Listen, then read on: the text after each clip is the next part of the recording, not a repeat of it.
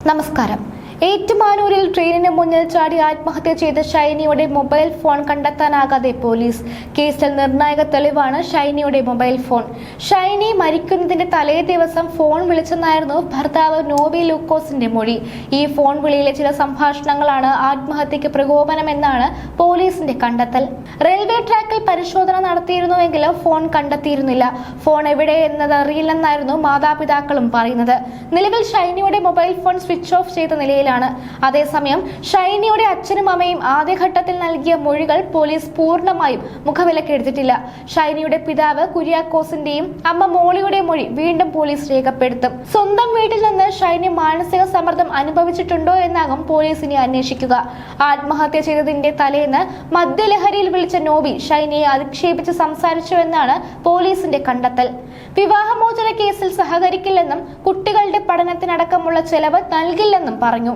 നോബിയുടെ പിതാവിന്റെ ചികിത്സയ്ക്ക് എടുത്ത വായ്പയുടെ ഉത്തരവാദിത്തത്തിൽ നിന്നും ഒഴിയുകയും ചെയ്തു.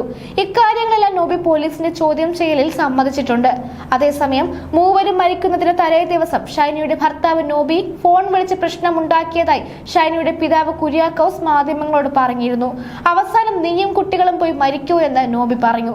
ഇത് കേട്ടതിലുണ്ടായ മാനസിക സംഘർഷം താങ്ങാൻ വയ്യാതെയാണ് ഷൈനി ജീവനൊടുക്കാൻ തീരുമാനിച്ചതെന്നും അദ്ദേഹം പറയുന്നു. ഫെബ്രുവരി 28-ന് പുലർച്ചെ 4:44-നാണ് ഷൈനി മക്കളായ അലീനയും ഇവാനെയും കൂട്ടി വീട്ടിൽ നിന്ന് ഇറങ്ങിയത്. മൂവരും ആത്മഹത്യ ചെയ്യാൻ പുറത്തിറങ്ങുന്നതിന്റെ CCTV ദൃശ്യങ്ങൾ കഴിഞ്ഞ ദിവസം പുറത്തു വന്നിരുന്നു. ഷൈനിയുടെ വീട്ടിന് മുന്നിൽ നിന്നുള്ള ദൃശ്യങ്ങളാണ് പുറത്തു വന്നത്. പുറത്തിറങ്ങിയ ഇളയമകൾ ബലം പിടിച്ചു നിൽക്കുന്നത് ദൃശ്യങ്ങളിൽ കാണാം. മൂത്ത കുട്ടി ഇവരുടെ പിന്നാലെ ചെല്ലുന്നതും കാണാം. വെള്ളിയാഴ്ച പുലർച്ചെ 4:00-ഓടെയുള്ള ദൃശ്യങ്ങളാണ് പുറത്തു വന്നത്. പിന്നീട് രാവിലെ 5:20-ന് നിലമ്പൂർ എക്സ്പ്രസ് ട്രെയിനിന് മുന്നിൽ ചാടിയാണ് ഷൈനിയും കുട്ടികളും ജീവനൊടുക്കിയതെന്ന് പോലീസ് പറയുന്നു.